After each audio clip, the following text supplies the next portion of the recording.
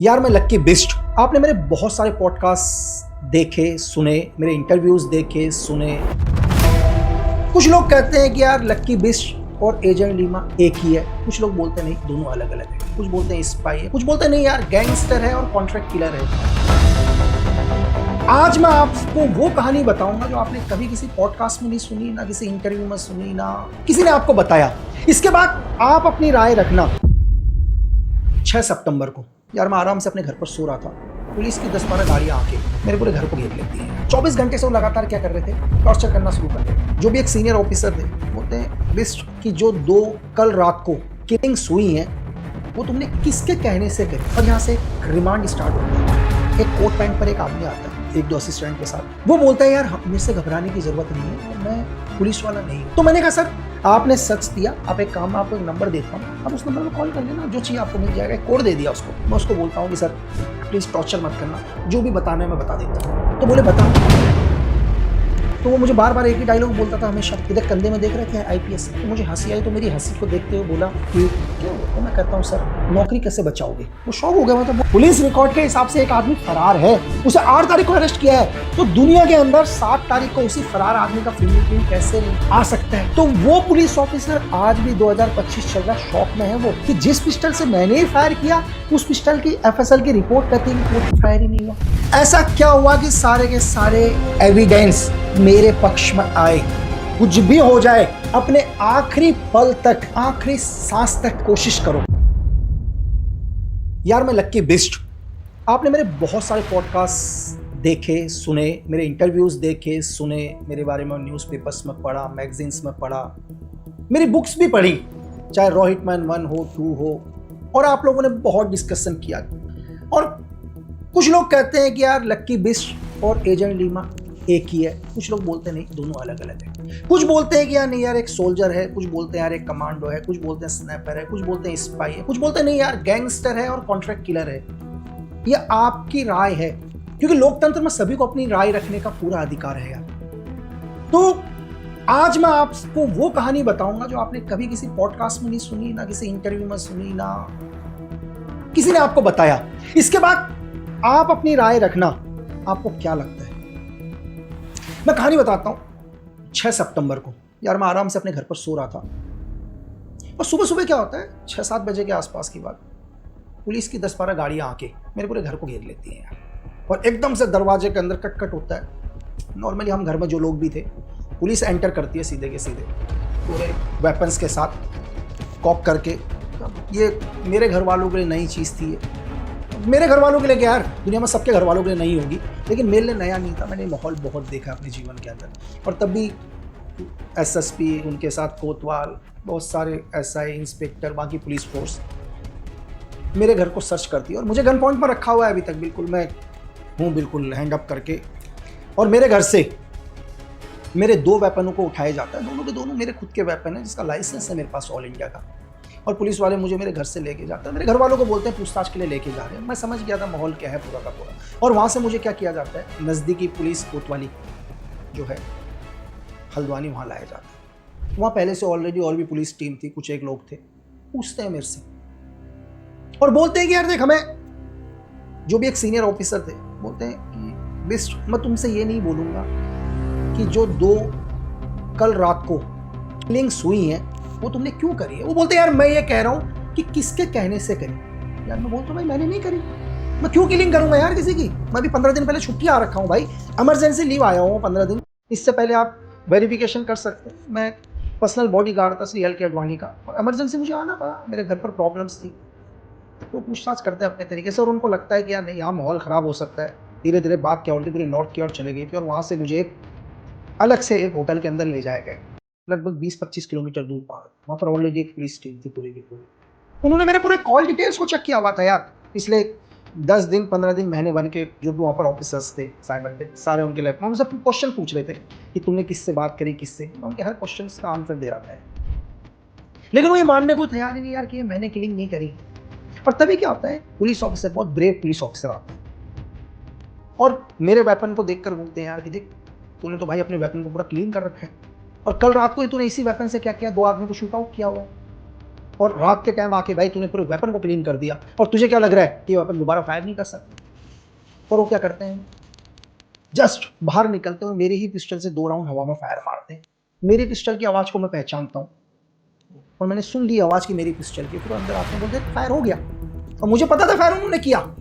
और वो क्या करते हैं, जो क्राइम सीन पर उनको ऑलरेडी एक बुलेट मिली हुई थी, या इत्तेफाक से क्या थी, वो बुलेट सेम, मतलब जिस एमएम का या जिस बोर का वेपन मेरे पास था वो बुलेट वहीं थी क्राइम सीन पर। लेकिन इससे ये कहीं प्रूफ नहीं होता कि यार वो मैंने मारे हैं। यार एक चीज मेरे को बताओ ना यार, भाई दुनिया में वेपन्स अगर एक ही तरह के वेपन तो लाखों लोगों के पास होते हैं ना यार, लाखों लोगों के पास एक ही तरह के वेपन है, तब इसका ये मतलब थोड़ी ना अगर सेम उसी वेपन का एमएम का साइज मिला है तो मैंने मारा है। तो जो उन्होंने क्राइम सीन पर था वो ऑलरेडी सील था, तो उन्होंने क्या कर दिया, वो मेरा पिस्टल और क्राइम सीन का जो खाली खोखा मिला था उन्हें केस, वो एफएसएल के लिए भेज देते हैं और यहाँ से रिमांड स्टार्ट होता है। पूरी कोशिश करते हैं पूछने की कि भाई क्यों मारा है, किसके कहने से मारा है, ये एक ही सवाल था उनका।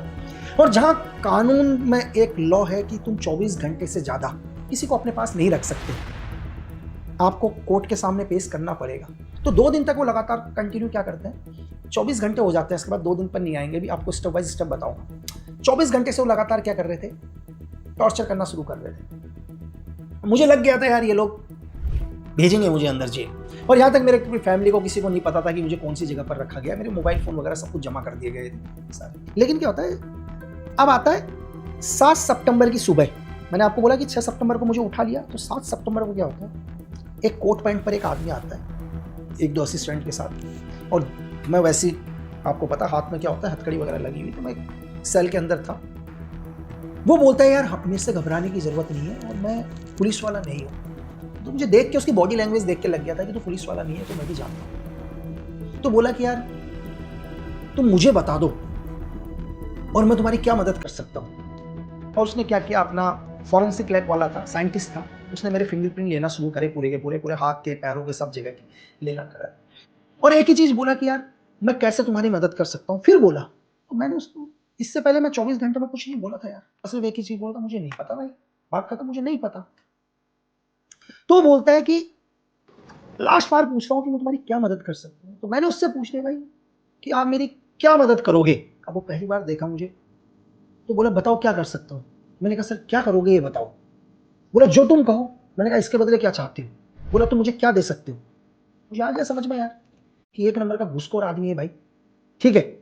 तो मैंने कहा सर आप एक काम करो, मुझे आपसे सिर्फ एक ही मदद चाहिए, आप सच बोलो। बोला कैसा सच। मैंने कहा सर आपने मेरे फिंगरप्रिंट लिए है ना सर। बोला हाँ नहीं। मैंने कहा सर देखो घड़ी में टाइम कितना हो रहा है, क्योंकि मेरे पास तो घड़ी नहीं थी, मैं तो सेल के अंदर बंद था। तो बोलते हैं कि यार उस टाइम बोलते 7 तारीख और शाम को 1730, यानी कि 5:30। उसने मुझे बताया 5:30 हो रहे हैं। तो मैंने कहा ठीक है सर। मैंने कहा पेपर में साइन कर दो आप और आज की डेट लिख दो। तो उसने कहा इसके बदले क्या मिलेगा। भाई मैं तो अंधेरी कोठरी में था यार, ठीक है। मैंने बोल दिया सर आपको जितना पैसा चाहिए इस देश का चाहिए मैं दे दूंगा। तो बोले कैसे। तो मैंने कहा सर मैं आपको एक नंबर दूंगा, उस नंबर में फोन कर लेना। ऐसा उसने सोचा नहीं, टक टक टक टक टक साइन मारे 8-10 पन्नों में, सबके नीचे डेट डाल दी उसने 7 तारीख की, 7 सितंबर 2011 की। मैंने कहा सर इतना कर दिया, टाइम भी तो लिख दो सर। तो उसने घड़ी में टाइम देखा, बिल्कुल 1730 या 31 हो रहे थे, सबके नीचे टाइम दे दिया।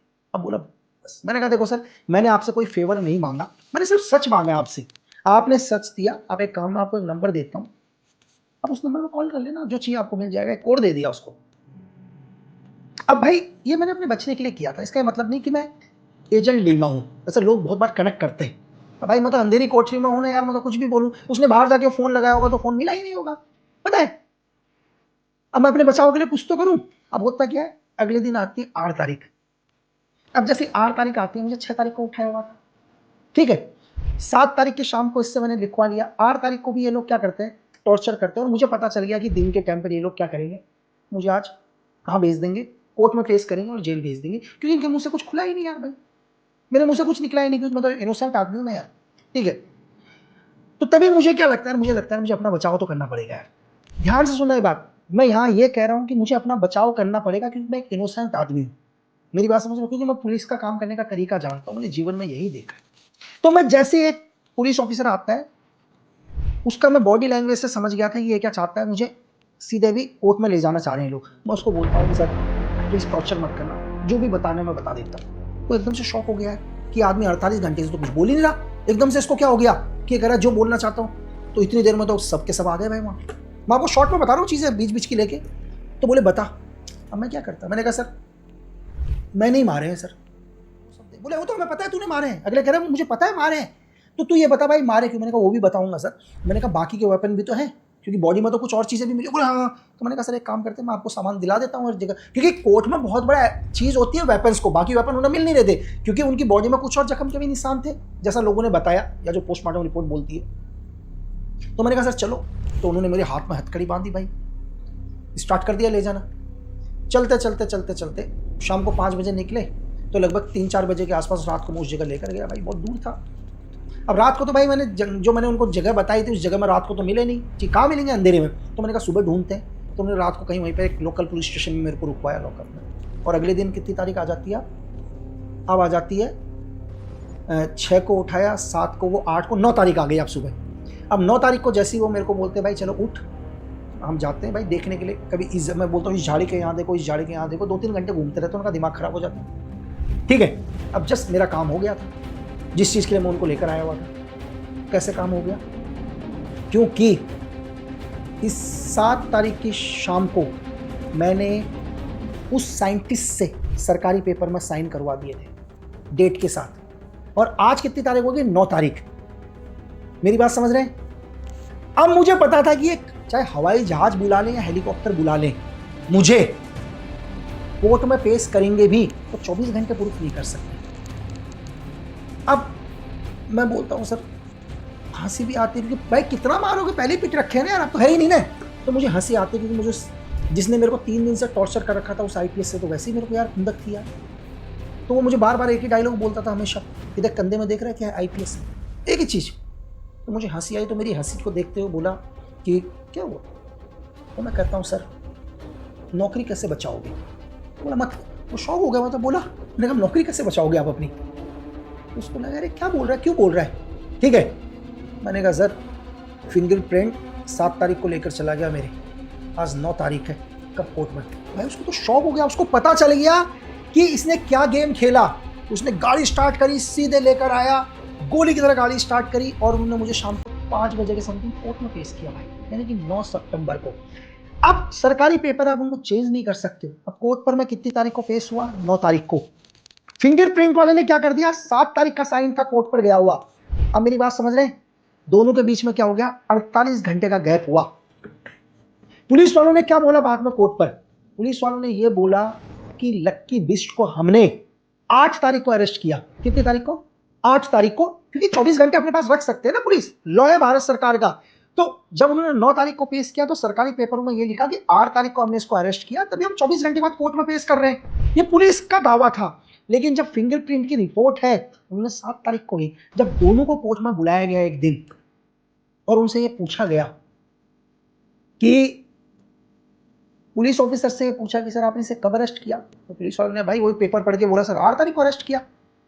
फिर उसे साइंटिस्ट को बुलाया गया, उस साइंटिस्ट से ये पूछा गया कि आपने इसके फिंगरप्रिंट कब लिए।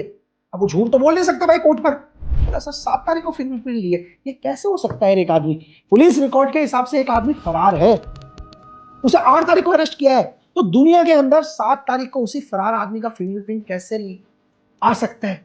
ये पहली चीज थी जो इस केस से मैं बाइज्जत बरी निकला हूं।